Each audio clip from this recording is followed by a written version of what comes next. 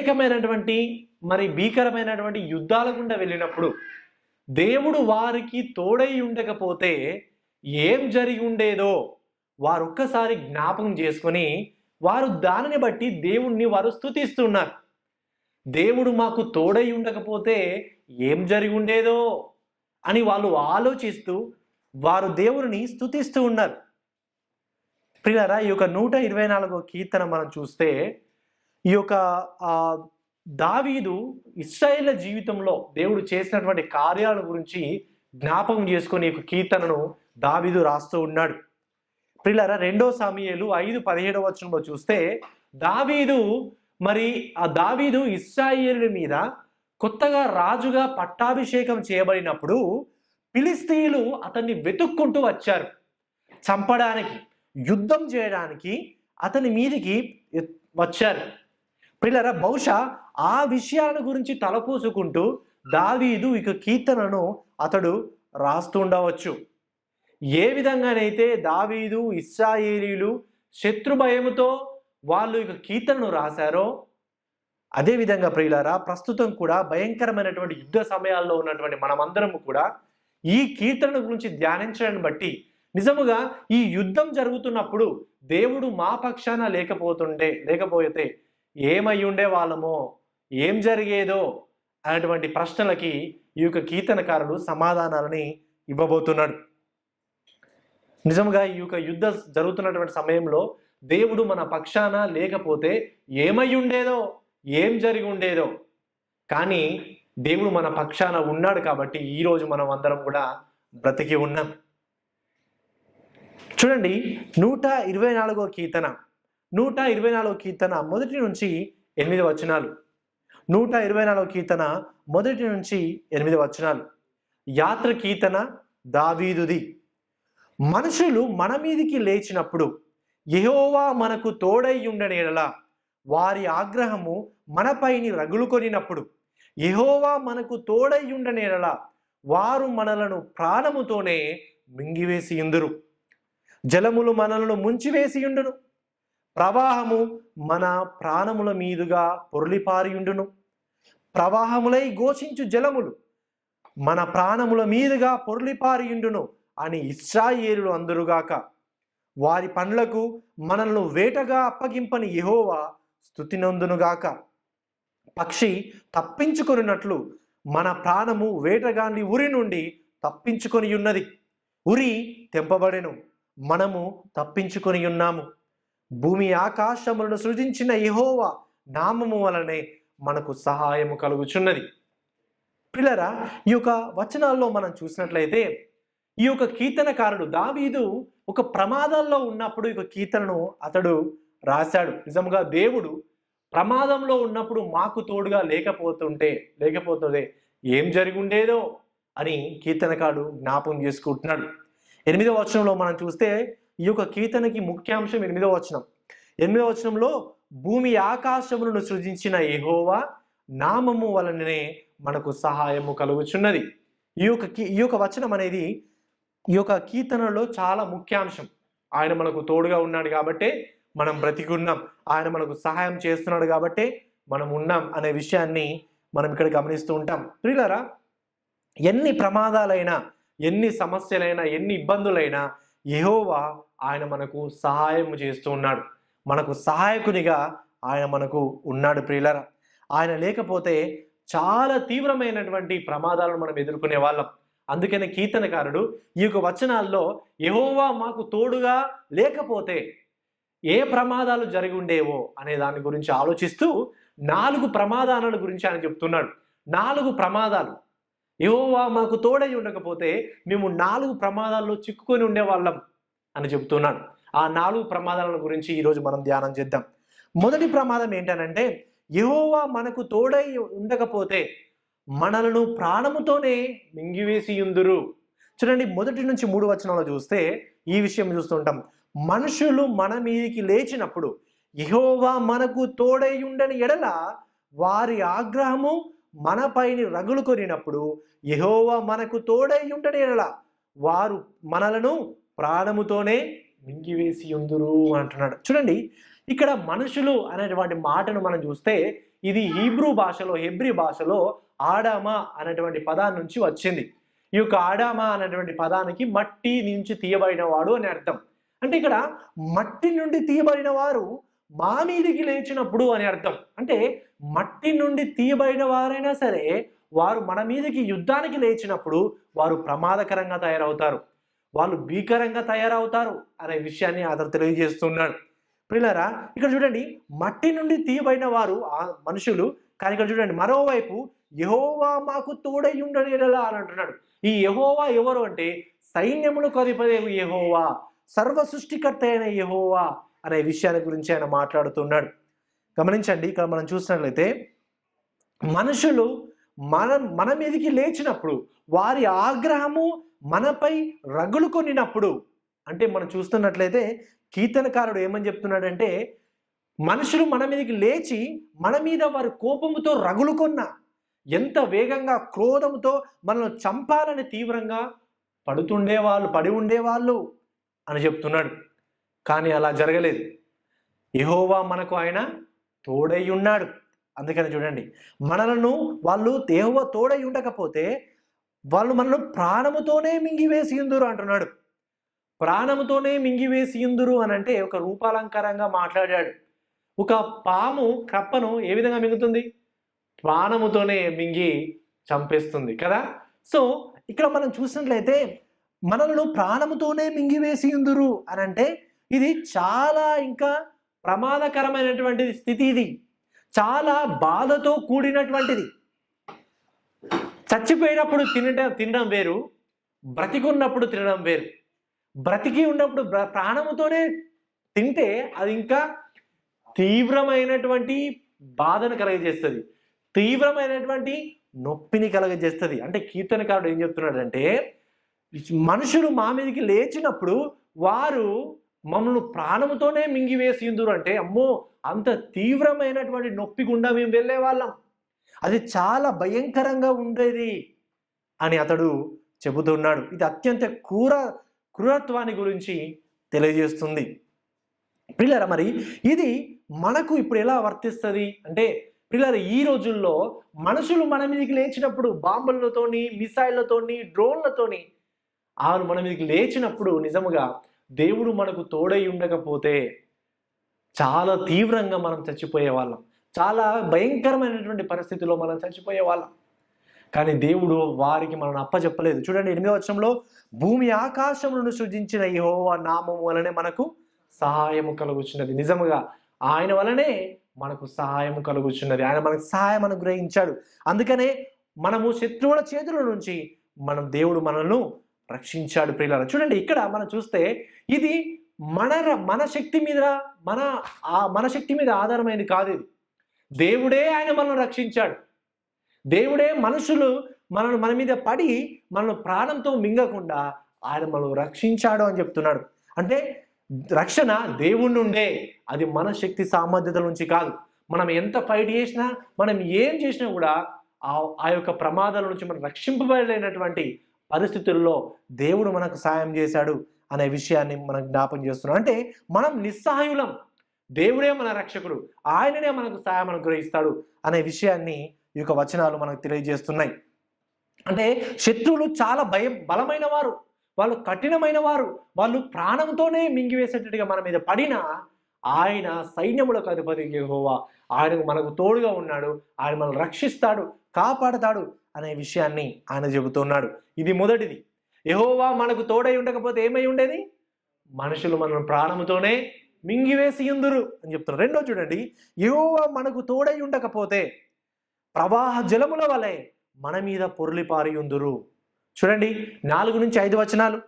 4 నుంచి 5 వచనాల్లో, జలములు మనలను ముంచివేసియుండును, ప్రవాహములు మన ప్రాణముల మీదుగా పొర్లిపారియుండును, ప్రవాహములై ఘోషించు జలములు మన ప్రాణముల మీదుగా పొర్లిపారియుండును అని ఇశ్రాయేలు అందురుగాక. చూడండి, ఈ వచనాల్లో చాలా శక్తివంతమైన చిత్రం ఇది. ఇంకా ప్రవాహ జలములు అంటే ఇది సాధారణమైన నీరు కాదండి. ప్రవాహ జలములు అంటే చాలా ఎత్తున, చాలా హైట్ నుంచి ఒకేసారి పెద్ద ప్రమాదం రావడం అన్నట్టు ప్రవాహ జలములు. ఇది తెలియజేస్తుందంటే మనం నిస్సహాయ పరిస్థితిలో ఉన్నాం, మనం ఎంత బిల్డింగ్లో ఉన్నా, ఎంత షెల్టర్లో ఉన్నా, చాలా ఈ బిల్డింగ్ కంటే ఇంకా రెండంతులుగా ప్రవాహ జలం ఒకేసారి ఎత్తుకొని వచ్చాయనుకోండి, ఉంటామా మనం? ఉంటాం. అంటే ఇది అకస్మాత్తుగా వచ్చే ప్రమాదాన్ని గురించి తెలియజేస్తున్నాను. అకస్మాత్తుగా వచ్చే ప్రమాదం గురించి తెలియజేస్తుంది.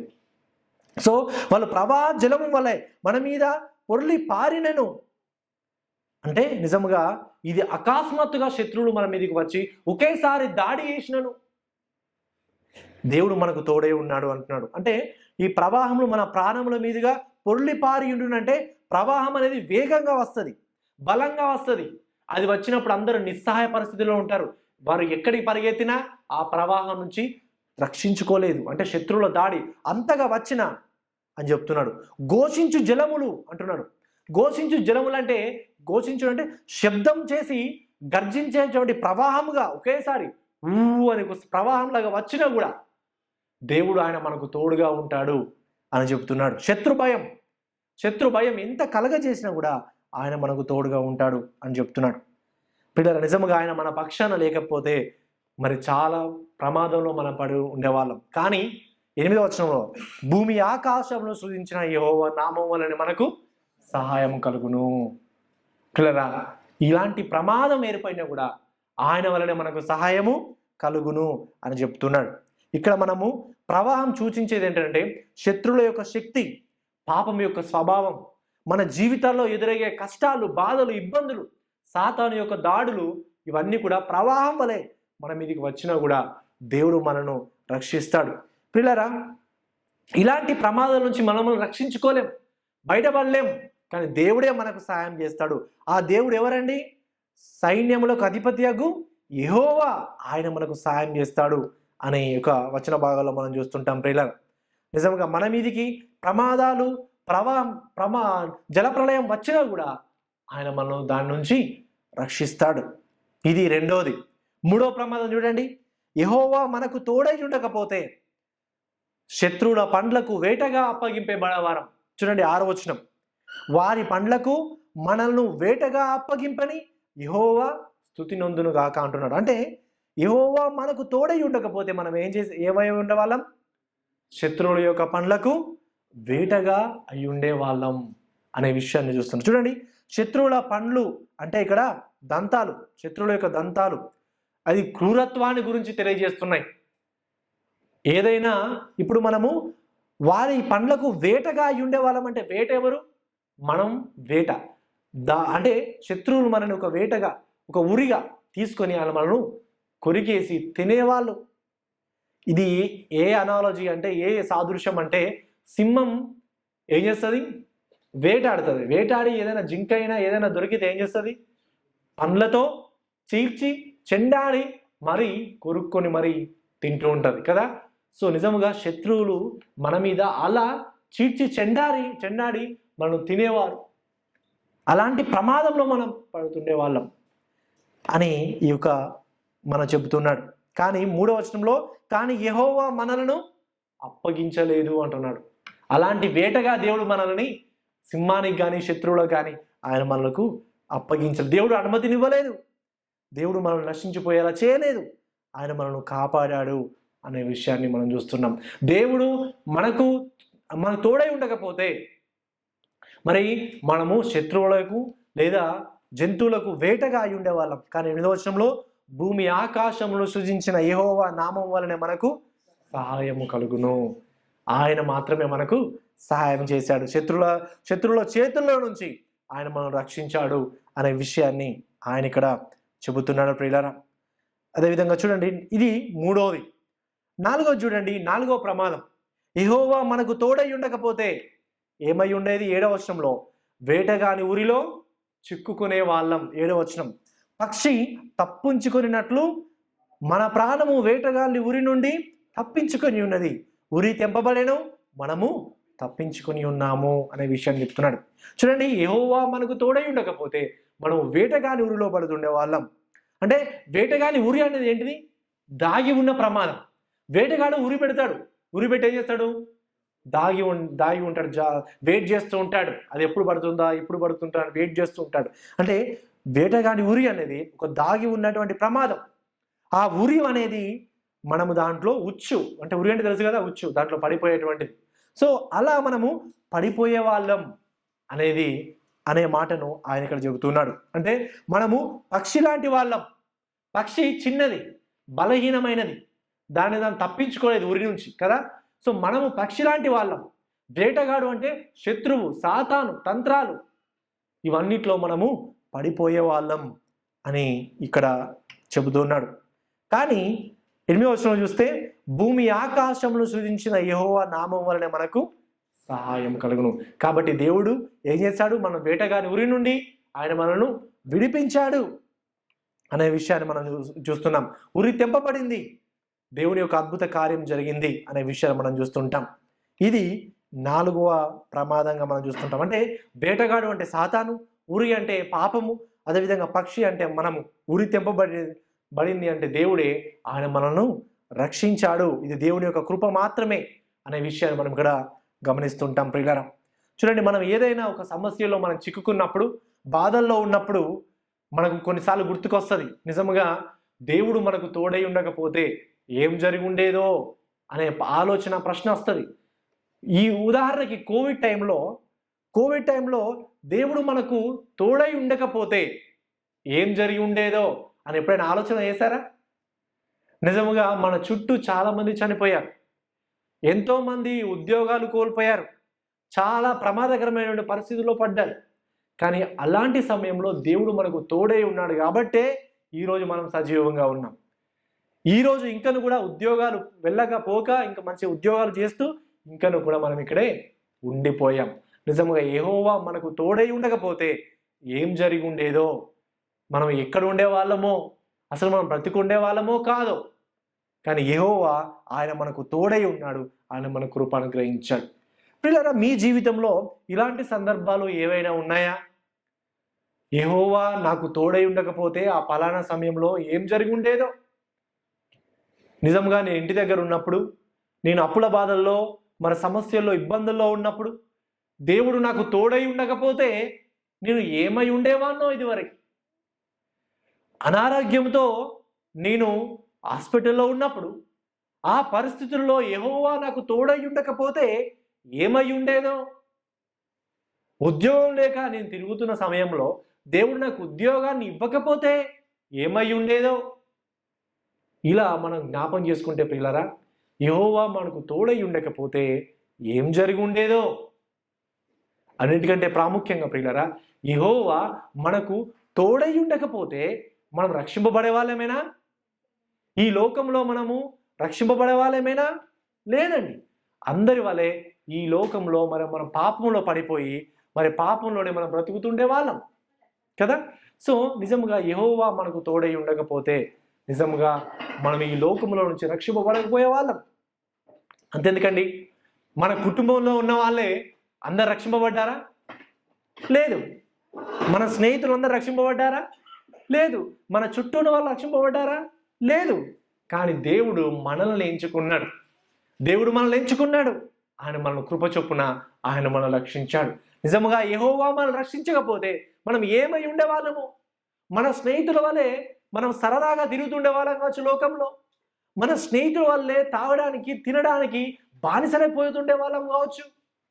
మనం అందరి వలనే ఈ లోకంలో డబ్బు సంపాదించాలి, అది భూములు కొనాలి, బంగారం కొనాలి అంటూ వాటి వెనకాలే పరిగెడుతూ అన్యాయాలు, అక్రమాలు చేస్తూ ఉండేవాళ్ళం కావచ్చు. కానీ ప్రియులారా, యెహోవా మనకు తోడై ఉన్నాడు. ఆయన మనల్ని రక్షించాడు. ఈ లోకంలో ఉన్నటువంటి శరీరాశ, నేత్రాశ, జీవపుటంలోని ప్రమాదం నుంచి ఆయన మనల్ని రక్షించాడు. నిజముగా యెహోవా మనకు తోడై ఉండకపోతే మనం ఈ రోజులా ఇప్పుడు మనం ఇలా ఉండేవాళ్ళం కాదు కావచ్చు. పిల్లరా, ఈ యొక్క కీర్తనకారుడు మనం చూసినట్లయితే ఈ కీర్తనకారుడు 4 ప్రమాదాలు చెప్పాడు. యెహోవా మనకు తోడై ఉండకపోతే ఏమేం జరిగి ఉండేదో 4 ప్రమాదాలు చెప్పాడు కదా. మరి ఈ ప్రమాదాలు మనం చూసినట్లయితే యెహోవా మనకు తోడై ఉండకపోతే ఇవన్నీ ప్రమాదాలు కూడా మనకు జరిగేవి. కానీ ఈ ప్రమాదాలన్నిటికంటే ఇంకో గొప్ప ప్రమాదం నుంచి దేవుడు మనల్ని రక్షించాడు. ఆ గొప్ప ప్రమాదం ఏంటంటే పాపం అనేటువంటి ప్రమాదం నుంచి రక్షించాడు. పిల్లరా, మనలో ఉన్న పాపం ఎలాంటిదంటే మనలను ప్రాణంతోనే ఇతరులు మింగివేసినంతకంటే తీవ్రమైనది, అంత బాధాకరమైనది ఈ పాపం అనేది. ఈ మనలో ఉన్నటువంటి పాపం సింహపు కోరల కంటే ప్రమాదకరమైనది, పదునైనది. మనలో ఉన్నటువంటి పాపం ప్రవాహ జలముల కంటే ప్రమాదకరమైనది మనలో ఉన్న పాపం. ప్రియులారా, మనలో ఉన్నటువంటి పాపం వేట గాని ఉరి కంటే ప్రమాదకరమైనది. నిజంగా మనలో ఉన్నటువంటి పాపం అనేది చాలా తీవ్రమైనది. మనలో ఉన్నటువంటి పాపం ఈ బాంబుల కంటే, మిసైళ్ళ కంటే, ఈ డ్రోన్ల కంటే ప్రమాదకరమైనది. ఈ డ్రోన్లు కానీ, ఈ బాంబులు కానీ మనము భౌతికంగా నశింపజేస్తాయి కావచ్చు, కానీ పాపం అయితే మనల్ని భౌతికంగా మాత్రమే కాదు, మనల్ని ఆత్మీయంగా కూడా నశింపజేస్తాయి. మనము ఈ యొక్క లోకంలో బ్రతుకుతున్నప్పుడు మనము క్రీస్తును తెలుసుకోలేకపోతే, క్రీస్తును తెలుసుకోకుండా ఈ లోకంలోనే చనిపోతే, మనము చనిపోయి నిత్య నరకానికి వెళ్ళే భయంకరమైనటువంటి పరిస్థితిలో ఉంటాం. ప్రియులారా, మన పాపం అనేది చిన్నది కాదు. ఆషామాషిగా మనం తీసుకోవద్దండి ప్రమాదం. పాపం అనేది చాలా ప్రమాదకరం కాబట్టి ఆ దేవాది దేవుడే ఈ లోకంలోనికి మానవుడిగా వచ్చాడు. పాపం అంత ప్రమాదకరమైనది కాకపోతే దేవుడు ఆ పరలోకం నుంచే ఏదో చిన్నగా ఆజ్ఞాపిస్తే పోయేది. కానీ ఈ పాపం అనేది అంత సులువైనది కాదు, అంత సులువుగా పోయేది కాదు. ఈ పాపం పోవాలంటే దేవాది దేవునికే సాధ్యం. ఈ పాపం పోవాలంటే ఆ దేవాది దేవుడు మానవుని స్థానంలో మానవునిగా కావాలి. అందుకనే ఆ దేవాది దేవుడు ఈ లోకంలోనికి 100% దేవునిగా 100% మానవునిగా ఈ లోకంలోనికి వచ్చాడు. ఇంత గొప్ప కార్యం చేయాలంటే దేవుడై ఉండాలి. ఇంత గొప్ప కార్యం జరగాలంటే ఆ దేవుడు మనుషునిలా ఉండాలి. మనుషుడు వెళ్ళినటువంటి శోధనల గుండా వెళ్ళాలి. మనుషుడు ఉన్నటువంటి స్థితిని తాను తీసుకోవాలి. మనకు సరి అయినటువంటి ప్రతినిధిగా ఉండాలంటే ఆ దేవుడే మనుషునిగా కావాలి. అందుకనే ప్రభు అయిన యేసుక్రీస్తు వారు ఈ లోకంలోనికి మనుషునిగా ఈ లోకంలోనికి వచ్చాడు. ప్రియులారా, నిజముగా ఈ యొక్క అన్నిటికంటే తీవ్రమైనటువంటి పాపం అనేటువంటి ప్రమాదం నుంచి ఆయన మనల్ని రక్షించాడు. ప్రియులారా, నిజముగా ఈ యొక్క పాపం అనేది చాలా ప్రమాదకరమైనది, తీవ్రమైనది. ఇది మన నిత్య నరకానికి తీసుకెళ్ళడం మాత్రమే కాదు, మన మనుషుల యొక్క సంబంధాలను కూడా ఈ పాపం అనేది చెడగొడుతుందండి. ఎందుకంటే ఈ పాపం అనేది మన హృదయంలో నీచమైన ఘోరమైన తలంపులను పుట్టిస్తుంది, మనుషులను చెడగొడుతుంది. ఎన్ని తీవ్రమైన ప్రమాదాలను చేయడానికైనా ఈ పాపం అనేది తీసుకెళ్తుంది. అందుకనే చూడండి, ఈ రోజుల్లో మనం చూస్తే ఎంత ఘోరమైన కార్యాలు జరుగుతున్నాయండి. ఎన్నో అత్యాచారాలు జరుగుతున్నాయి, ఆడవారి మీద అత్యాచారాలు జరుగుతున్నాయి, మానభంగాలు జరుగుతున్నాయి. నీచంగా మనుషులు ప్రవర్తిస్తున్నారు. ఆస్తి తగాదాల కోసం పిల్లల సొంత అన్నదమ్ములే కొట్టుకుంటున్నారు, చంపుకుంటున్నారు. తండ్రి ఆస్తి రావాలని పిల్లలే తండ్రిని చంపేస్తున్నారు. భార్య భర్తల మధ్య గొడవలయ్యి వారు నరికేసుకుంటున్నారు, ఉరి వేపించుకుంటున్నారు, హత్యలు జరుగుతున్నాయి. చాలా భీకరమైన కఠినమైనటువంటి పాపపు స్థితి మనుషులలో ఉంది. పిల్లరా, నిజముగా మనలో ఉన్నటువంటి పాపం చాలా ఘోరమైనది. కొందరు మనుషులు ఇలా కూడా చేస్తారా అని కొన్నిసార్లు మనకు అనుమానం వస్తుంది. ఒకరిని చంపి ముక్కలుగా చేసి ఇంట్లోనే పెట్టడం, అమ్మో ఇలా కూడా చేస్తారా మనుషులు? సొంత బిడ్డనే చంపేస్తారా, అలా కూడా చేస్తారా మనుషులు అని మనకు కొన్నిసార్లు అనిపిస్తుంది. అవును, మనుషుల్లో ఉన్నటువంటి పాపం అనేది చాలా భయంకరమైనది. అలా చేస్తారు మనుషులు. పిల్లల, నిజంగా దేవుడు మనం రక్షించకపోతే, మనలో ఉన్నటువంటి పాపం స్వభావాన్ని తీసివేయకపోతే మనం కూడా అలానే ఉండేవాళ్ళం కావచ్చు. అలాంటి ప్రమాదాల నుంచి దేవుడు మనం రక్షిస్తున్నాడు, అలాంటి పరిస్థితుల నుంచి దేవుడు మనం రక్షిస్తున్నాడు. పిల్లరా, ఇంకను కూడా మనలో ఇంకా పాపం ఉన్నది, ఇంకను కూడా మనలో ఇంకొక పాపం ఉంది. కాబట్టి మనకు ఆ పాపం అనేది ఎందుకు పడడం లేదంటే దానికి తగినట్టుగా పరిస్థితులు రావడం లేదు, సమయం అనుకూలించడం లేదు. కానీ సమయం వచ్చినప్పుడు మనలో ఉన్న పాపం బయటపడుతుంది. మీ భార్య భర్తల మధ్య చాలా బయటపడుతూ ఉంటుంది. కోపం వచ్చిందనుకోండి, ఏం చేస్తారు? తిడతారు, లేకపోతే ఏదైనా మాటలు అంటూ ఉంటారు కదా.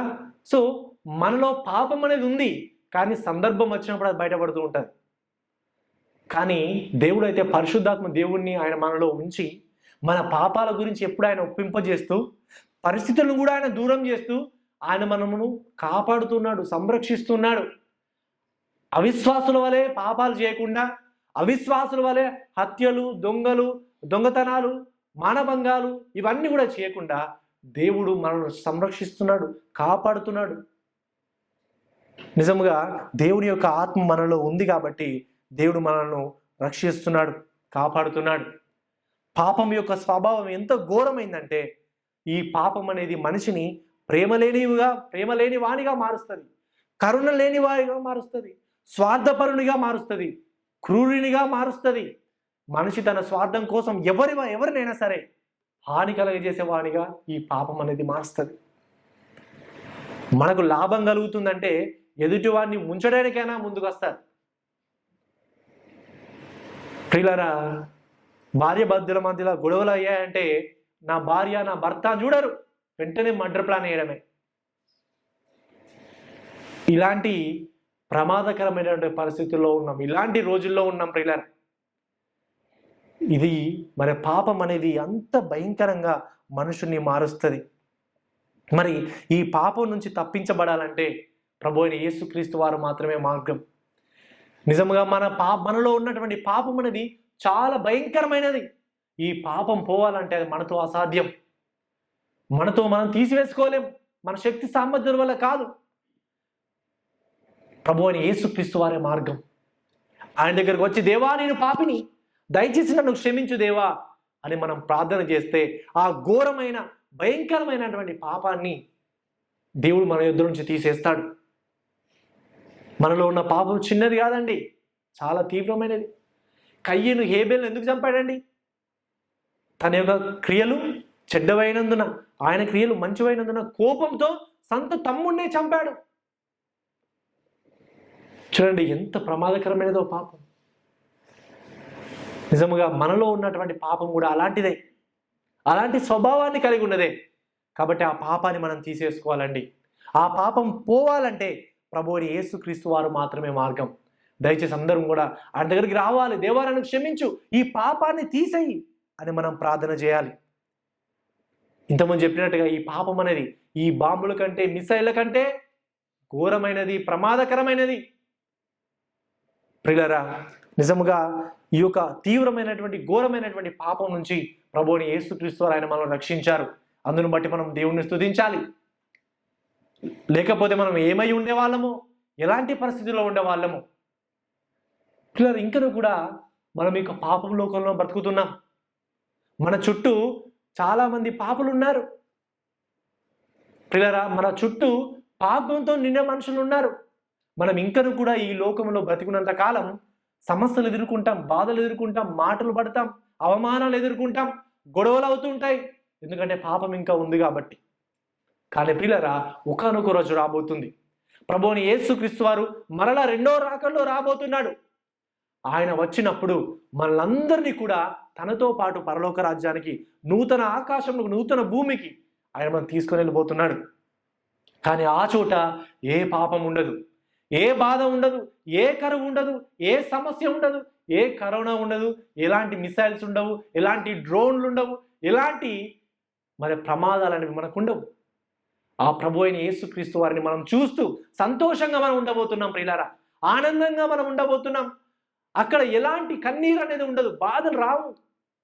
దేవుణ్ణి ముఖముని చూస్తూ నిత్యము కూడా ఆనందిస్తూ దేవునితో యుగయుగాలు శాశ్వత కాలం అనేది మనం ఉండబోతున్నాం. ప్రియులారా, ఆ రోజు కోసం విశ్వాసులమైన మనం అందరం కూడా కనిపెట్టుకొని ఉండాలి. అంత మాత్రమే కాదు, ఆ రోజు కోసం మనం సిద్ధపరచుకోవాలి.